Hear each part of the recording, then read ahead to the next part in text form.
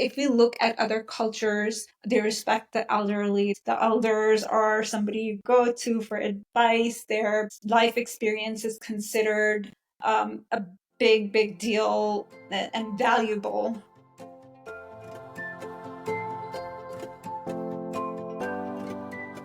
Hello and welcome to the next episode of How Are You Really podcast. Today's topic is Reimagining Life, coping with grief, retirement, and rediscovering purpose. I'm your host, Dr. Faryal Mallick. I am a child, adolescent, and adult psychiatrist, and I'm very pleased to welcome my dear friend, Naila Merchant.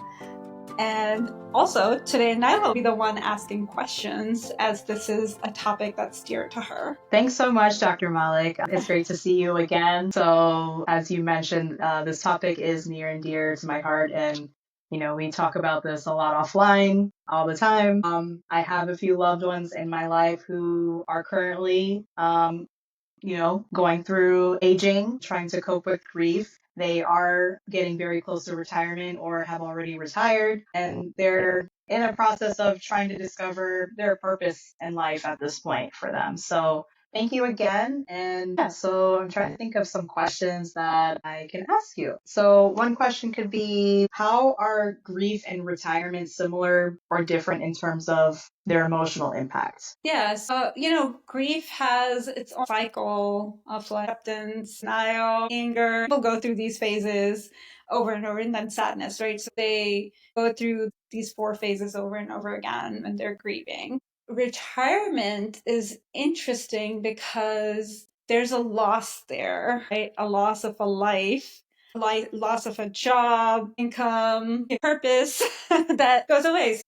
Grief surrounding retirement is very similar to what a normal grief of losing a loved one would be like, or losing a pet, or losing anything for that matter. So that's how they're alike. Yeah, no, that's interesting because we talk about the word retirement, and it's expected that in America, you work until a certain age and then you live your remaining years doing leisure activities and doing anything and everything that brings you joy. I don't think that it's talked as much about, but there are people out there who also don't ever want to retire because they truly enjoy working, and they say they're going to work until death.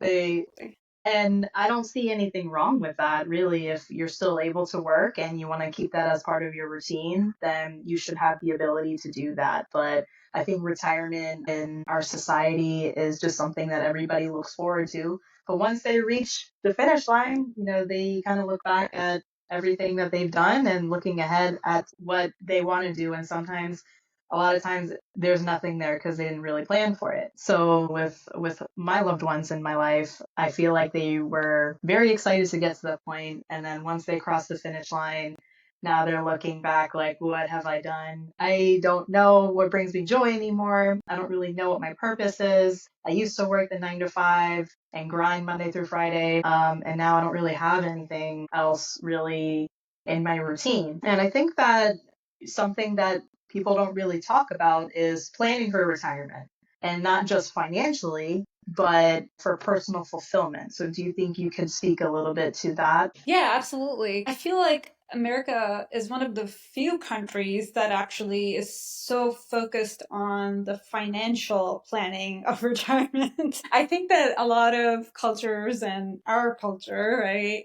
especially the retirement plan are your kids, basically. Yeah. That's the interesting part. So we get so lost in the investment of our money and putting away in 401ks and Roth IRAs and everything else that I don't even understand. But we're so focused on doing that we forget that there's an emotional aspect, a social aspect to retirement that we should be thinking about and planning for. And I think there are some people that will be, I'm gonna just fish and I'm gonna do all these interests that I have, or I'm gonna travel. And sure, but how many hours are you gonna spend fishing? It's not gonna be a 9 to 5. I'm gonna fish every day 9 to 5. Oh, yeah. And so that's one of the things. And then the travel part too, right? because with retirement also comes aging, and your body isn't quite the same anymore, and you might not have the energy or physical ability to actually travel as much as you thought you would. And so I think Gen Z and Gen A have something figured out with that they want to live in the now and travel. I feel like they figured out mindfulness at a very young age compared to the rest of Yeah, us yeah. Gen Xers and millennials. It took us a while to get there, but I think we're slowly creeping in the right direction. Yeah, yeah, absolutely. So, I mean, you can save all that money to think that you're just going to travel and do all these things, but, aging is going to be a part of it too. So, I think it's important for you and I or our older siblings that maybe fall in Gen X, right? To start planning now about what our retirement plans actually are going to be, not just financially, but also what are we going to do, you know, as hobbies, as for our social life. And also, if we are aging and we have physical limitations, how are we going to deal with those changes? Again, from an emotional and a physical aspect, right? Yeah, health is a whole other ballpark that we could Yeah, talk about too. yeah, But absolutely. Yeah. with declining health, that's very prevalent in aging, and also isolation. I see is another issue during Mm-hmm. retirement.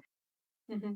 A lot of people don't recognize the importance of finding community and bridging with other people, because I think when you put yourself in isolation and you're doing, just things on your own, I know, some people can be introverted and not feel like they have to, but I think it's part of human nature. You have to be connected to humans, people around you have to engage some way. I think it's also important for your cognitive health. What do you think about that? Oh yeah, absolutely. As you were saying that, I was thinking about, you said isolation. You said that some people are introverted, so they feel like they're okay.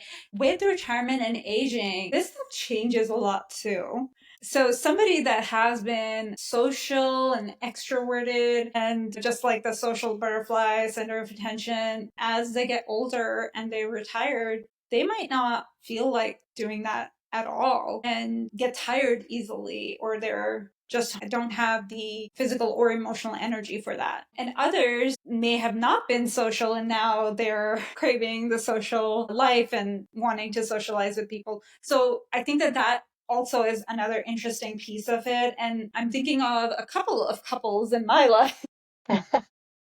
Now, you can be single, and that whole saying about you should marry someone that you can grow old with, you know what? There's limitations to that. Not You could have true. gotten along. That's a myth. That is a myth. Right. You could have gotten along all your life, and then as you're old and aging, you just Hmm. cannot seem to agree on anything.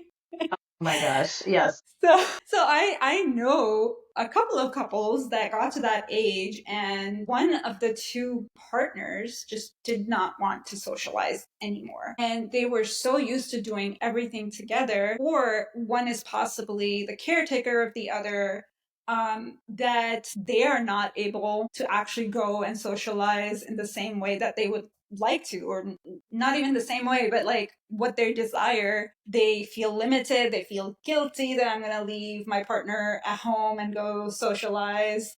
Hmm. The partner can be upset that you left me to socialize.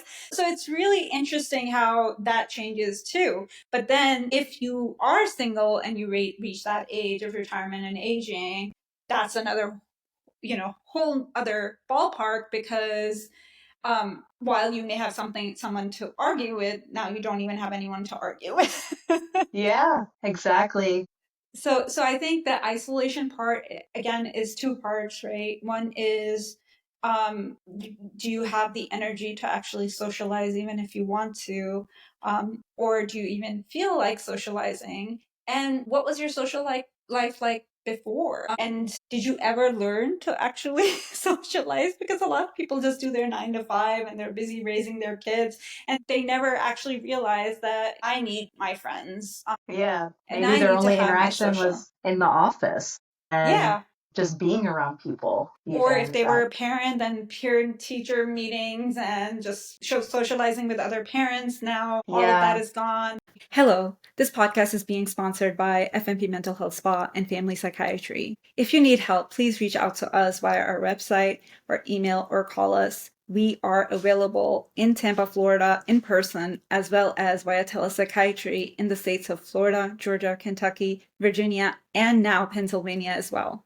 Being an involved parent, and that you later become empty nesters, your kids go to college or they get married and start their own families. And I notice a few loved ones in my life, they don't really know what their position is, what their place is in their children's lives. How involved can I be? How involved of a grandparent am I allowed to be? Some understand boundaries, some do not at all. And there becomes clashes between the children and their aging parents. And so with that, I feel like that's an entirely different dynamic. But yeah, just understanding and identifying your sense of purpose, because there's not one answer to this issue. There's not one answer that's going to check all of the boxes and fix grief and life changes as you get older in retirement. So, yeah. Yeah. And so another part of that is now that you have retired, you have lost control of something that you previously possibly had control over, whether that was a larger income than what retirement is bringing you, or even to the limit of where you had more say at work. Now you don't have that. And for parents also, they never realize that their kids grew up. Their kids are always like maybe 12 in their head. And Yeah. so that's where that issue comes with, like, where do I stand in my kid's life and how can I put, like you said, boundaries, right? Some parents just have poor boundaries. So they just don't know where to draw that line. And then if the kids want to draw that line, then it's very disrespectful and heartbreaking to them. And then that goes into a whole other grief of, oh, I don't have any independence or say in anything. And so that adds to that grieving process that is coming with aging and retirement. Yeah. So, speaking of grieving, what are some signs that anybody should look out for when they have an older loved one in their life who may be going through some of these changes? What should they look out for? Yeah, so first of all, I think definitely isolation, right? Increased irritability when they don't have pain or physical issues specifically. What are they doing with their time? Are they just sitting idle and not doing any activity? Are they being too much involved in their kid's life or too little involved? Are they looking to pick fights with neighbors on social media, just like trying to entertain themselves in some way? And I think, again, the denial of, okay, now I don't have this job anymore, missing their job. And I think the most apparent thing is the sadness, right? And again, loss of control over things. And, somebody could have had people that were working under them and just, now they don't have control over anyone. They can't say anything to their kids. That's where they want to put the Yeah. control. And if someone didn't have kids now, I think a sibling or a niece or nephew, right, could be noticing that they're just isolating more and more, saying that they're fine, but not really. They're just kind of home all the time and not finding anything to do. Mhm. Those are all really great points. And I feel like the loved ones in my life, they fall into the category of baby boomers. And as you know, as a professional, baby boomers don't necessarily believe in mental health or the importance of seeking out Mhm. mental health help when they need it, therapy. What is that? Especially when you're speaking culturally, it's still a very taboo topic. So, are there any approaches that you could recommend that any viewers out there in similar situations could try to do to help their loved ones get the help that they need, or get involved in their life to make sure that they can pull out of the grieving a little bit? Yeah, so I think firstly, just helping them find a routine and structure, right? whether that's maybe a part-time job if like that's what they desire to do and they feel that that is missing, or volunteer positions, helping them explore their hobbies, because sometimes people don't even know what their hobbies are, arts and crafts stuff. There are community centers and retirement centers where you could literally drop off your parent and make them later, where they Yeah. do a lot of activities with other people their age. And so I think that that is much easier to convince them to do that than actually say, hey, you need to go to therapy. Mm-hmm. However, with that being said, I think there is a level where they might need to talk to somebody or learn the mindfulness meditation techniques that they, never learned or never did, or it was never talked about, right? In their age, even like when we were younger, this wasn't talked about a lot at all. Mm-hmm. Their entire life, this wasn't a topic. And now they're like, why is everyone so emotional and talking about depression? And so they could have undiagnosed depression their entire life and not known it because there was no awareness, there was so much stigma attached to it. So I think that helping them recognize that, and then I think a lot of specifically therapy practices are going towards now a holistic integrated model where they'll have yoga. A lot of therapists are also certified yoga teachers, which is great. And Yeah. so they'll just have yoga classes or meditation classes. Now you can find actually free mindfulness meditation classes online. I personally know one of their good friend, they're a retired therapist, and they lead, these free classes in their community and online for mindfulness meditation. And it's completely free. Somehow you can take out the cost of that, right? Yeah.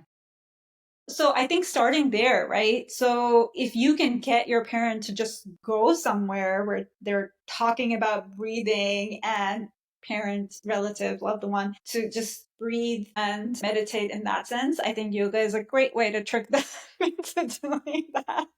And they have gentle yoga for seniors where you're not holding all these crazy poses. You're basically sitting down and doing mild stretching. And so I Maybe think some that breath that work too, right? yeah, mostly breath work in that case. So I think that these integrative therapy and mental health centers, I think a great way to get our baby boomers and older family members involved, and then from there hopefully they can recognize that they aren't have not been doing well. And also it brings them a sense of community. If it's all like, if it's a gentle yoga class and there's all other seniors there and other retired people, they can meet people and make Yeah. friends. Yeah, I absolutely love that idea. If I had more time on my plate, I'm a busy working full time, busy mom, as you know, but if I had any time left to volunteer, it would definitely be for the senior community here in Cincinnati. I just feel like there are growing numbers of them, and they are in need of more support in terms of services and volunteers to help sustain some of the programs and initiatives in our community. And yeah, I also feel like it's very common for seniors to get more involved in spirituality. And so you see is very common in churches, mosques, and synagogues. You'll see growing numbers of aging folks who attend regularly and they make it as part of their routine. The community that I'm part of, the Islamic Center of Cincinnati, they recently, in the last couple of years, I believe, they have something after Friday prayer. It's called Senior Tea. And I think they have it once a month. And I've noticed growing numbers. I haven't been personally. I would love to take my father-in-law, but yeah, I mean, it's a difficult situation because he doesn't want to leave and get out of the house, but it's an opportunity for seniors to engage and mingle, come together and have a sense of community, and it's free. I think one thing that folks tend to find challenges around is getting from place to place. Without the ability to drive, they might not be driving anymore, or they have health conditions that don't allow them to freely move from place to place. They might be in a wheelchair or bound at home with no help around. And it's sad to me. It hurts. So yeah, I do wish that I think maybe once I have less responsibility, once I become an empty nester, then I might find some sort of purpose around that. I do have a question because I feel like there's so much stigma around aging folks in particular because they are seen as a burden because we're living longer. In essence, healthcare is advancing and there's added longevity there. And compared to other countries where we see that the elderly are seen as part of the family structure, they're not left out. So, do you think, Dr. Mallick, I mean, where do you think there are pointed differences in our society versus other countries in the world? How are we doing things differently, or how are they doing things differently that could be more impactful and more beneficial to their lifestyle? Yeah. So the US is a very individualistic society, right? And so we're from the get go just taught, oh, find your individuality and be different. You 18, you're out of the house, And so there's that very much absence of family and neighborhood support or community support. And I think that's starting to change, but I think not fast enough for aging folks. And first of all, there's something called ageism, right? Not just called, but I mean, as a matter of fact, there's ageism, right? Yeah. So what you said first, yeah, absolutely. Elderly are being discriminated against a lot. And then I think that because we were supposed to be so independent starting at a young age, which I think 18, you're not really an adult. And what changes from like one day you're 17 and all of a sudden you turn 18 overnight? Now you're an adult and you're kicked out of the house. And then, kids at that age, a lot of kids at 18 are not mature enough to actually even understand what that means and why they're being told to be independent. And they will hold that against their parents. So I was out at 18. So why do I need to take care of you?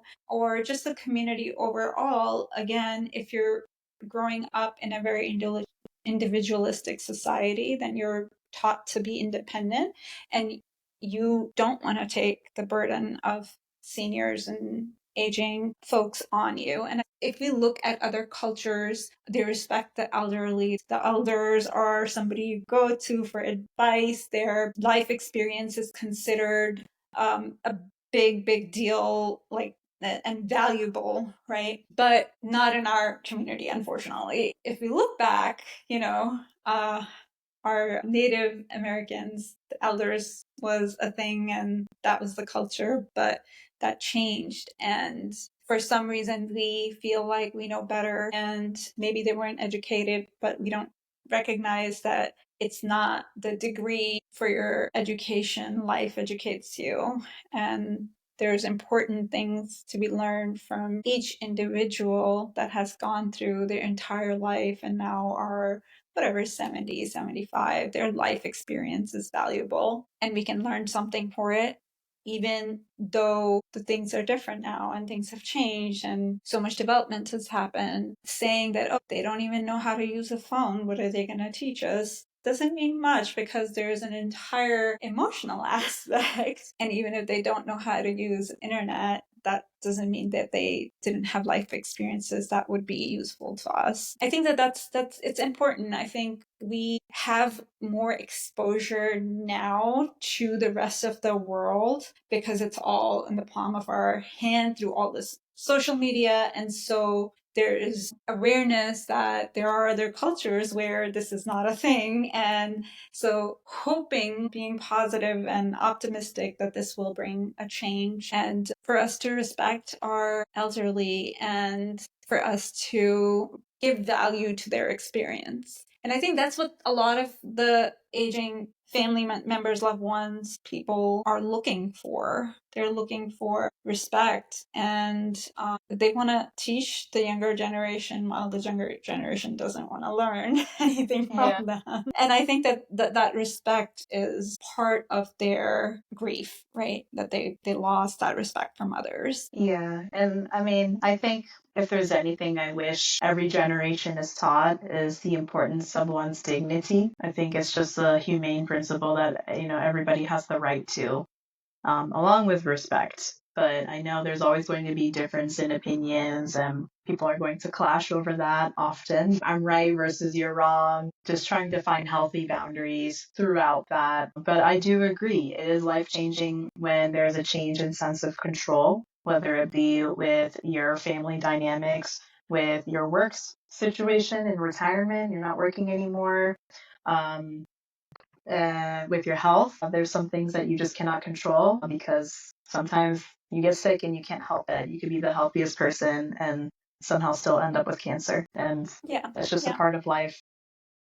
Yeah, as you say that, like I'm thinking about even younger people that I see in my practice that have gone through life-changing experiences, right? Retirement and aging is a life-changing experience. It's a transition in your life. Now, somebody went through a big accident and now they're all of a sudden at a point where they can't do what they were doing before. For instance, somebody was a dancer and now they're injured their knee and they can't dance anymore or play any other sports, and that's what they were. They were very athletic person, and now their life is entirely going to be different. So looking at that situation and putting it towards the elderly, that they are going through that transitional phase in life, that maybe the things that you could do before, now you can't do them anymore. For instance, going to happy hour, all the hours are happy hours. So,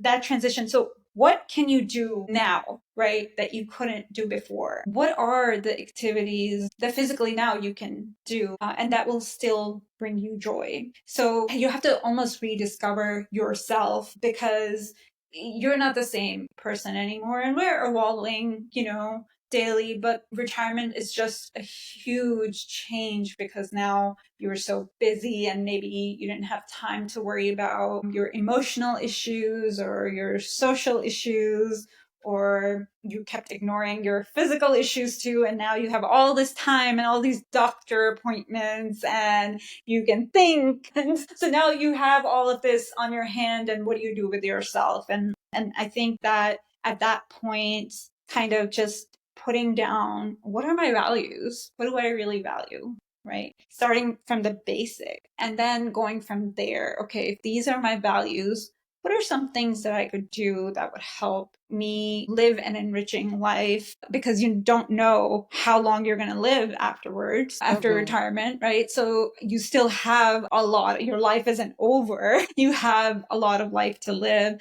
So what are some of the things that I can do that will bring me joy, just like so and so, or, playing tennis did, or, work, whatever you were working in did.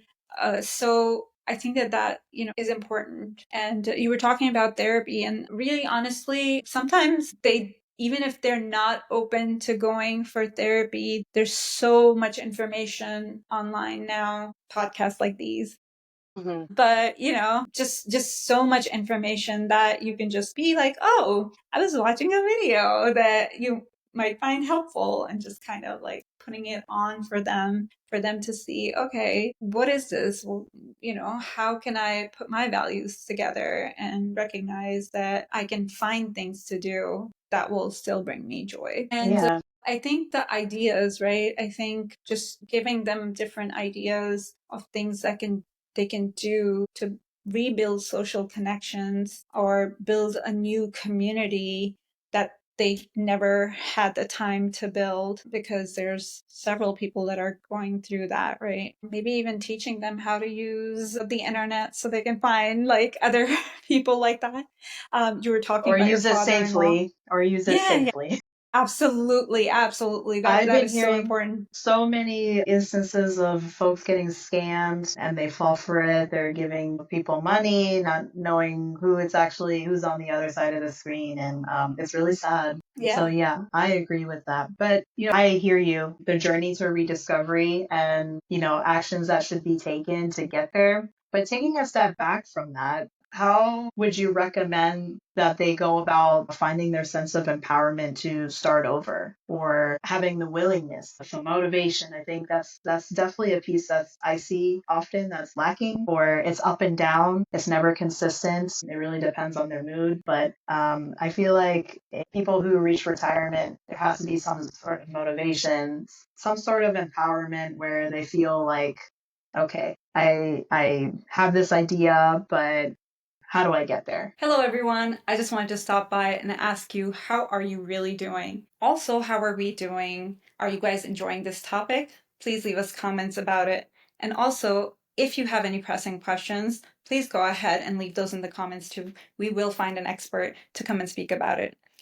Finally, please subscribe to the channel, like our videos, share it with your friends, and follow us on Instagram. How can one find empowerment in starting over as they embark their journey to rediscovery and retirement? Yeah, yeah. So I think that seeing it as an opportunity, which I think most people do, thinking of that concept that, oh, retirement is going to be great. I'm going to turn so and so, and then I'm going to do this or do that, right? Remembering that that was a goal at some point, right? That's what they were working towards their entire life. And they have now achieved that goal. This was something that they valued so much, and now they have it.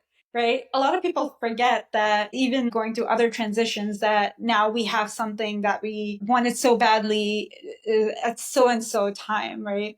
Mm-hmm. You and I know each other from when I was struggling to get into a residency program, and I wanted to be in this spot so badly and be able to practice psychiatry and fulfill my dream. And so going back to that basic thing that I have something that once I wanted to have so badly, right? That's the first thing to recognize. And so the same thing with retirement, I think that that's empowering, right? But that Mm-hmm. reminder is hard to have when you're feeling alone or you're feeling like, okay, I thought that I would be able to read all the time now, but I'm not able to do this, or I can only read so much, or my eyesight is getting so poor that I can't even read anymore. Mm-hmm. So, that is like why that sense of empowerment or being there in that spot where you have all this time and you worked for it your entire life, you forget that you are empowered, right? You have this power. It's because what they thought it would be, it's not exactly that. So giving them that reminder, and then also again providing them with opportunities and options of what they can do with their time and how they can connect with others that are similar age and similar, even not even similar age, but also similar timeline of their life, right? Like going through a similar, you could have retired early or late, right? Just that building that community Mm-hmm. of people that are going through that phase in life. So I think that that is the most empowering thing. Younger generation also needs to give them respect. We can also provide validation to them, and that is also empowering for them. Mm-hmm. Giving them, the opportunity to be like, you do have options, and how can we help support you while you're going through this? For my own parents, we have to remind them that you have this many kids that are all doing well. So why are you so worried about money or whatever it is, right? I mean, it's not even money, but in your head when you're retired, you feel like, oh, I have limited amount of funds, and it's just a weird thing that you don't have enough of it. Mm-hmm. Or even, okay, now I sold my house or I moved to where my kids are and I don't have my own house or something. And just reminding them, look, you actually have 3 or 4 houses, like Mm-hmm. all your kids have made room for you I think even. it's like you mentioned before, losing your sense of independence, you're losing Mhm. control. Where you used to be a homeowner, and now you just feel like things are being taken away from you. And as you get older, I think that it's common to see aging folks just like want to hold tight to what they still have control over and have autonomy over, even if it's the smallest thing. So yeah, I can definitely resonate with that with my loved ones. I'm going through that too. My mom, she sold her house in Florida and she's back here in Ohio with all three of us. And as happy as she is to spend more time with her grandbabies, of course, she wants to make sure that, she has sense of independence over her own life. She doesn't want us calling all the shots for her now that she's in retirement. And I'm trying to just find a happy balance so that we can be there to support her and ease her nerves and to make sure she doesn't feel so alone, but at the same time, make sure she's happy and content in her retirement. So, Yeah, no, again, right? It goes back to the community part of it, right? Because yes, we as kids or younger generation can provide them with some sort of empowerment and reassurance. However, we do also need to keep our boundaries and uphold them. And so for them, for aging parents and for retired folks, I think it's important for them to have their own community and their own friends. What you're saying is resonates with me too. My parents moved from Pakistan and retired in that way. hmm Huge change, huge change for them, but similar, right? Similar to your mom, where she sold her house and moved back to Cincinnati, where she doesn't have a house of her own. And she feels now she's not as independent anymore, just like my parents don't, right?